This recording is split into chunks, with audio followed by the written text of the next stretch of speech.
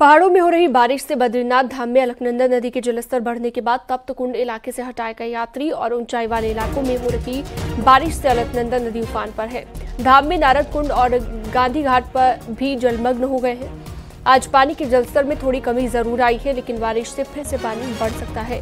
वहीं पुलिस ने अनाउंसमेंट कर सभी को सुरक्षित स्थानों तथा नदी के तट पर नहीं जाने के लिए निर्देशित किया है। वहीं बद्रीनाथ अलकनंदा का जलस्तर बढ़ने से वैकल्पिक मार्ग बह गया है। मास्टर प्लान के कार्यों के लिए वैकल्पिक मार्ग बनाया गया था।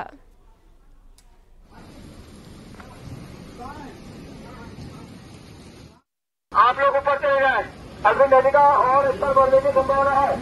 नदी का स्तर काफी बढ़ चुका है, जो कि बहुत दिनों कभी नहीं बढ़ा था। आप लोगों को निवेदन है, आप लोग रिस्क ले लें, आप लोग हमारे ऊपर चले। हमने जो हमारी पुलिस है वहाँ पे और साथ में जो हमारी नगर पंचायत है और जो रेवेन्यू स्टाफ है, उनको पहले ही हमने अलर्ट किया हुआ था। जाकर के उन लोगों ने वहाँ पे जो हमारे पास लाउड स्पीकर सिस्टम है उससे लोगों को सचेत किया। और जो वहाँ पे तीर्थ पुरोहित जो थे, जो कह रहे थे कि साहब उनकी बहिया हैं और उनको बहने का खतरा हो सकता है, तो उन बहियों को हमने सुरक्षित ऊपरी स्थान पे शिफ्ट किया है।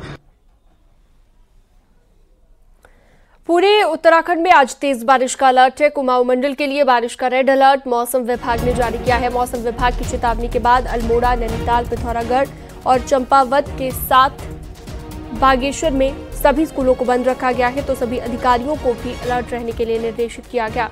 गढ़वाल के लिए तेज बारिश का अलर्ट दिया गया है। डेंजर जोन में जेसीबी मशीन के साथ आपदा की स्थिति में तत्काल मदद के लिए निर्देश जारी किए गए हैं। 4 जुलाई तक कुमाऊं के सभी जिलों में भारी बारिश की चेतावनी जारी की गई है। इसके साथ ही देहरादून, टिहरी, पौड़ी के लिए ऑरेंज अलर्ट जारी किया गया और बाकी जिलों के लिए बारिश का येलो अलर्ट मौसम विभाग ने जारी किया है।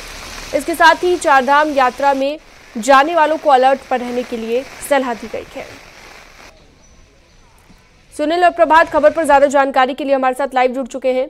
सुनील, कुमाऊं में बारिश को लेकर रेड अलर्ट जारी किया गया है, किस तरह से एहतियातन तौर पर आने वाली आपदाओं से बचा जा रहा है? क्योंकि पहाड़ पर भौगोलिक परिस्थितियां कुछ ऐसी होती हैं कि हर बार देखा जाता है कि बारिश के वक्त नुकसान भी होता है, तो ऐसे में यात्रा करने के लिए जो लोग आ रहे हैं उन्हें किस तरह से कहा गया है कि अलर्ट रहा जाए?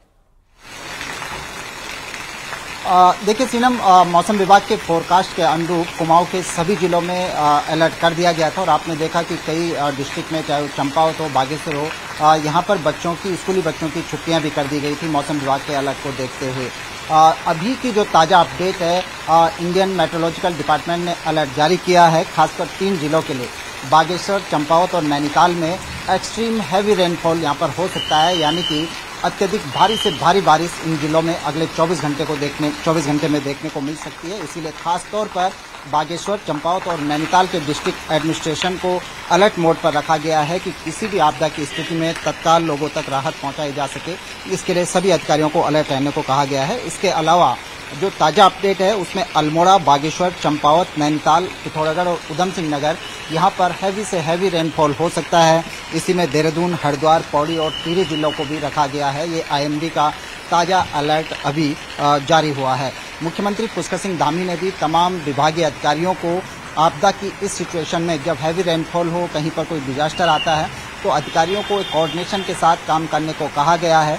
लोक निर्माण विभाग द्वारा पूरे प्रदेश में करीब 2500 जेसीबी मशीनें अपॉइंट की गई हैं कि कहीं पर भी यदि सड़क ब्लॉक होती है, कहीं पर कोई स्लाइडिंग होती है, तो तत्काल उसको खोलकर लोगों को फौरी तौर पर मदद पहुंचाई जा सके। और खासकर चारधाम रूट पर चारधाम यात्रियों से अपील की गई है कि वो बिना मौसम के अलर्ट की जानकारी लिए हुए आगे नहीं बढ़े। कहीं पर बारिश होती है तो लोग सुरक्षित स्थान पर चले जाएं, यात्रा करने से बचें। और खासकर लैंडस्लाइड जोन जहां पर भी हैं वहां पर बाकायदा मार्किंग कर दी गई है, बोर्ड लगा दिए गए हैं कि ये क्रॉनिक लैंडस्लाइड जोन है, बारिश की स्थिति में यहाँ पर लैंडस्लाइड हो सकता है।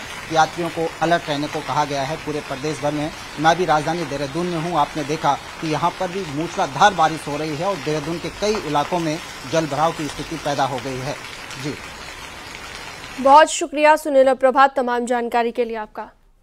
आगे बढ़ते हैं और अब बात कर लेते हैं मौसम विभाग की तरफ से जारी किए गए रेड अलर्ट के बाद विकासनगर में प्रशासन भी मुस्तैद है। यमुना नदी के इर्द गिर्द बसी हुई बस्तियों पर हमेशा की तरह इस बार भी खतरा मंडरा रहा है। त्यूनी की अमलावा नदी से लेकर पचवा दूर में मौजूद सभी नदी गदेरों के नजदीक बसी बस्तियों पर प्रशासन की नजर बनी हुई है। नदी किनारे बसी बस्तियों के लोगों को प्रशासन ने अलर्ट किया है और नदियों से दूर रहने के लिए निर्देशित किया है। खतरे की जद में कुछ परिवारों को चयनित किया गया है जिन्हें सुरक्षित स्थानों पर शिफ्ट किया जाएगा। पहाड़ों पर स्लाइडिंग जोन के नजदीक जेसीबी को तैनात किया गया है, जो कि रास्ते बंद होने पर रास्तों को खोलने का काम करेगी। इसके साथ ही बाढ़ चौकियां बना दी गई हैं। तो खतरा तो मालूम रेत आई भैया। हाँ, तीसरी बार होती है तो कहते हैं कि झुग्गी काट लो। तहसील कालसी में खासतौर से अमलावा और यमुना नदी के आसपास का जो क्षेत्र है और इसी तरह जो विकास नगर है उसके आसपास वहाँ पे जो नदी नाले और रोकड़ इत्यादि का क्षेत्र है, वहाँ पे ऐसे परिवारों को चिन्हित किया गया है जहाँ पे जल स्तर बढ़ने से जो है कि समस्या उत्पन्न हो सकती है। तो ऐसे परिवारों को न केवल चिन्हित किया गया, अभी तो इसके इर्द गिर्द बाढ़ चौकियाँ भी बनाई गई हैं। मौसम विभाग के तेज बारिश के अलर्ट के बाद रुद्रप्रयाग में जिला प्रशासन भी सतर्क है। जिला प्रशासन ने सभी अधिकारियों को अलर्ट मोड पर रहने के लिए निर्देशित किया है। सख्त हिदायत भी दी है कि कोई भी अधिकारी बिना परमिशन के मुख्यालय छोड़कर नहीं जाएगा। डेंजर जोन में जेसीबी मशीनों की तैनाती की गई है। बारिश में मलबा आने के दौरान फौरन सड़क खोलने के लिए निर्देशित किया गया है। प्रथम तो कि मुख्यालय पे बने रहें, किसी भी परिस्थिति में उनको छोड़ा नहीं जाएगा। नंबर 2, जितने भी श्रिंकिंग जोन उन्होंने तय किए हैं जनपद में लगभग 34 हैं, तो उन जगहों के अलावा भी उन जगह पे तो हमने जेसीबी लगा दी है, डेपुट कर दी है। कोटद्वार समेत लैंसडौन में बारिश के बाद मौसम सुहावना हो गया है। लैंसडौन में चारों ओर घना कोहरा छाया हुआ है। पर्यटकों को इस तरह का मौसम काफी भा रहा है और सैलानी मौसम का लुत्फ उठा रहे हैं।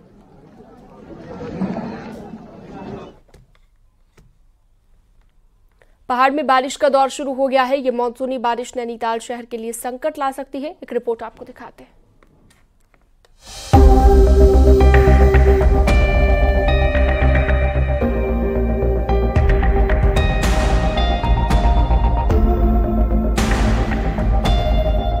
आसमानी आफत बरसने के साथ ही अब नैनीताल शहर पर चौतरफा संकट दिखने लगा है।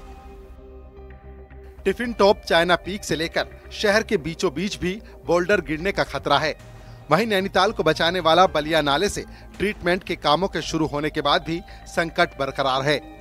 निर्माणाधीन बलिया नाले की हालत तो ये है कि कच्चा पहाड़ इस मानसून में स्थिर रहेगा या नहीं, इस पर भी सवाल उठ रहे हैं। में बलिया नाले का जो आप देख रहे हैं कि आधा अधूरा काम, और मेरे समझ में तो आज तक नहीं आया कि जो टेक्नोलॉजी वो इस्तेमाल कर रहे हैं कि नीचे से ऊपर को जाने के बदले ऊपर से नीचे वाला, वो कितना ये झेल पाएगा ये मानसून में हमें समझ में नहीं आता। दरअसल शहर में कैरिंग कैपेसिटी से ज्यादा लोड होने से दबाव नैनीताल शहर झेल रहा है। वहीं आवागढ़ इलाके में भूस्खलन का खतरा लगातार बढ़ रहा है। ठंडी सड़क पर भी लैंडस्लाइड का डर लगातार बना रहता है। हालांकि नैनीताल जिला प्रशासन ने बलिया नाले से लेकर सभी डेंजर जोन से लोगों को खुद हटने के नोटिस जारी किए हैं। तो जो लोग वहां खतरे के स्थानों में रह रहे हैं उनको तो नोटिस दिए गए हैं कि मॉनसून के सीजन में वो शिफ्ट कर लें। वर्तमान में क्योंकि काम चल रहा है और काफी तेज गति से इसको विभाग के द्वारा कराए जाने के निर्देश भी दिए गए हैं। इस बार की बरसात में तो इसको कंप्लीट किया जाना संभव नहीं है, लेकिन अगली बार की बरसात से पहले ये काम पूर्ण हो जाने की संभावना है।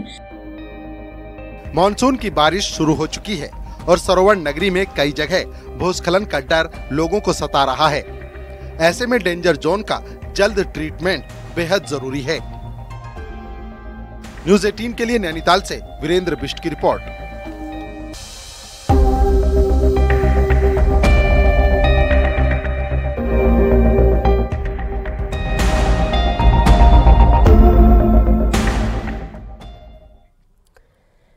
अल्मोड़ा की सल्ट में बाघ का आतंक बढ़ता जा रहा है। यहाँ पर हरड़ा गांव में एक महिला पर बाघ ने हमला कर दिया। महिला सुबह घास काटने जा रही थी, तभी बाघ ने उस पर हमला कर दिया। मौके पर मौजूद दूसरी महिलाओं के शोर मचाने के बाद बाघ भागा और इसके बाद महिला को अस्पताल में भर्ती कराया गया। महिला की हालत गंभीर बताई जा रही है। ये सुबह घास काटने गई थी और रास्ते में ही बाघ ने इसके ऊपर अटैक कर दिया। कितने लोग थे? ये 4-5 लोग थे साथ में। पौड़ी के लाल शहीद भूपेंद्र नेगी का आज पूरे सैन्य सम्मान के साथ अंतिम संस्कार किया गया। शहीद को नमन करने वाले लोगों का हुजूम उमड़ पड़ा।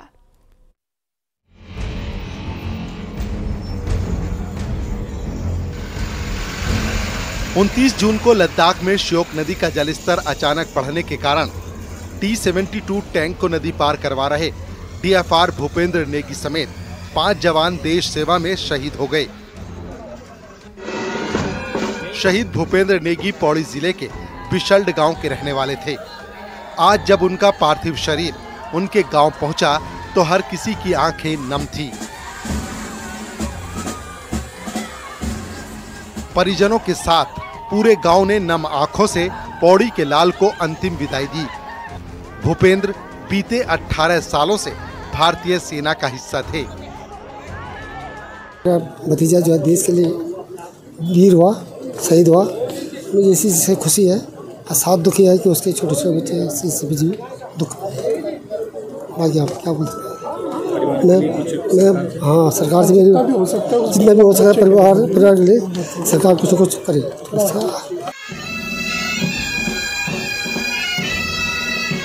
शहीद भूपेंद्र नेगी के पार्थिव शरीर को सैन्य सम्मान के साथ पाबो ब्लॉक के बोडोली घाट लाया गया, जहां शहीद भूपेंद्र नेगी के बेटे ने उन्हें श्रद्धांजलि दी। इस दौरान कैबिनेट मंत्री धन सिंह रावत और कांग्रेस नेता गणेश गोदियाल भी शहीद को नमन करने पहुंचे। पूरे सैन्य सम्मान के साथ शहीद भूपेंद्र का अंतिम संस्कार किया गया। आज ही हम सब लोग उनके अंत्येष्टि पे आए हैं।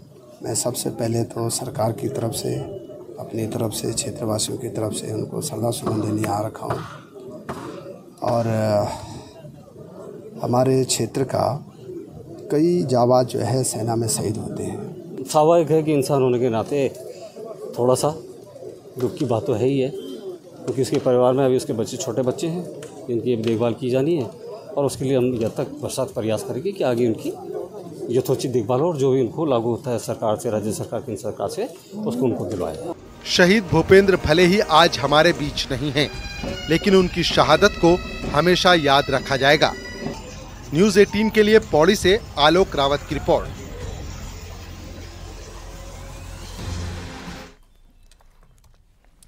लोकसभा में नेता विपक्ष राहुल गांधी के बयान पर मुख्यमंत्री पुष्कर सिंह धामी ने पलटवार किया है। सीएम धामी ने कहा कि राहुल गांधी का बयान निंदनीय है और राहुल गांधी को इस पर माफी मांगनी चाहिए। सभा के अंदर राहुल गांधी ने बयान दिया है, उसकी जितनी निंदा की जाए वो कम है।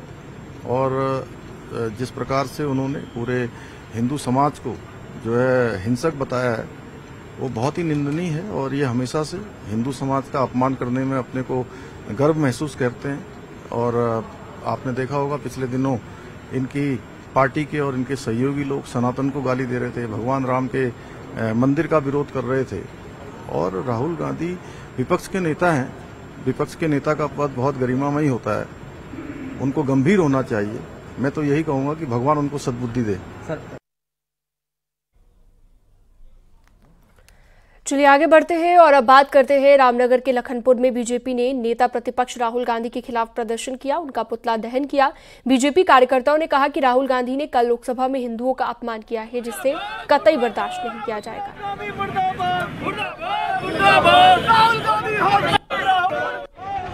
राहुल गांधी लगातार हिंदुओं को गाली देने का काम कर रहे हैं।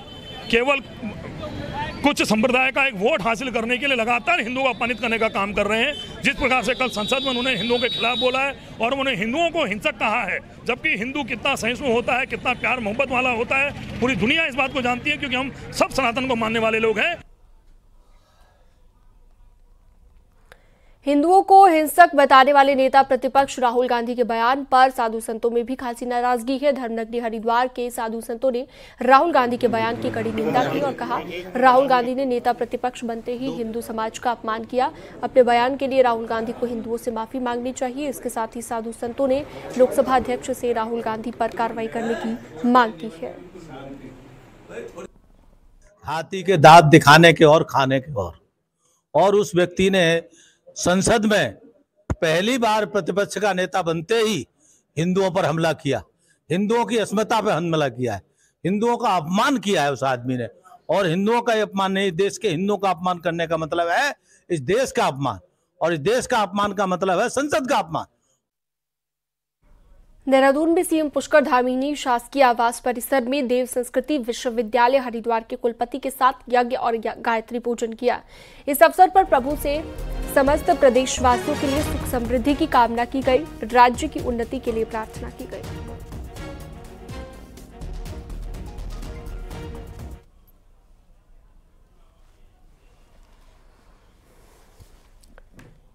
सैनिक कल्याण मंत्री गणेश जोशी ने देहरादून के गुनियाल गांव स्थित सैन्यधाम पहुंचकर एक पेड़ मां के नाम अभियान के तहत मां के सम्मान में आंवला का पौधा रोपण किया।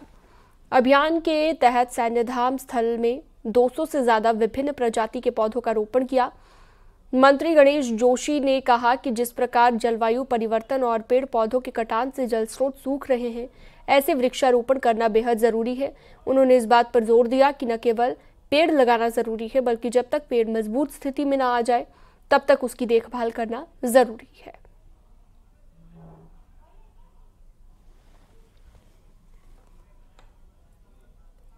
उत्तरकाशी के बड़कोट में 28 दिन से पेयजल पंपिंग योजना की मांग को लेकर धरने पर बैठे लोगों ने प्रधानमंत्री नरेंद्र मोदी को 300 पोस्ट कार्ड पोस्ट किए हैं। लोगों ने उम्मीद जताई है कि पीएम नरेंद्र मोदी जब तक ये पोस्ट कार्ड नहीं पहुंच जाते तो उनकी मांग जरूर पूरी होगी। 6 जून से बड़कोट के लोग धरने पर बैठे हैं। माननीय प्रधानमंत्री जी से निवेदन किया जाए, क्योंकि वो यशस्वी प्रधानमंत्री है विश्व के, और जो है उनको सब पत्र डालेंगे और वो यहाँ के नागरिकों के विषय में अवश्य सोचेंगे जब हमारे पत्र जो है उनके पास पहुँचेंगे। माननीय प्रधानमंत्री जी से यही दरख्वास्त है कि वो हमारे यहाँ पंपिंग योजना को स्वीकृत करें और हमारे लिए पानी देने की कृपा करें। और आज हमने माननीय प्रधानमंत्री जी को लेटर भी लिखा है कि वो हमारी मांगों को पूरा करें। उत्तरकाशी के नौगांव में पौराणिक राजा रघुनाथ मेला का भव्य आयोजन हुआ, जिसमें हजारों की संख्या में श्रद्धालुओं ने भगवान रघुनाथ के दर्शन किए। मेले में पौराणिक देव संस्कृति की झलक मेले में देखने को मिली। इस दौरान लोक कलाकारों द्वारा सांस्कृतिक कार्यक्रमों का आयोजन किया गया। विवाहित महिलाओं ने राजा रघुनाथ महाराज की उत्सव डोली पर सोने का छतर भेंट किया और नांदी नृत्य आकर्षण का केंद्र बना रहा।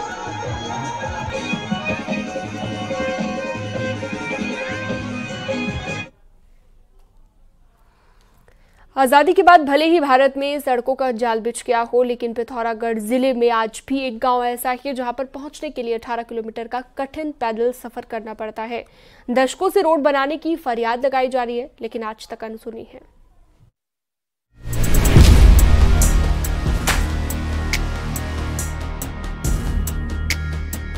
एक्सप्रेस हाईवेज के आज के दौर में ये जानकर किसी को भी हैरानी होगी कि पिथौरागढ़ के कनार गांव तक पहुंचने के लिए 18 किलोमीटर की दूरी पैदल तय करनी पड़ती है।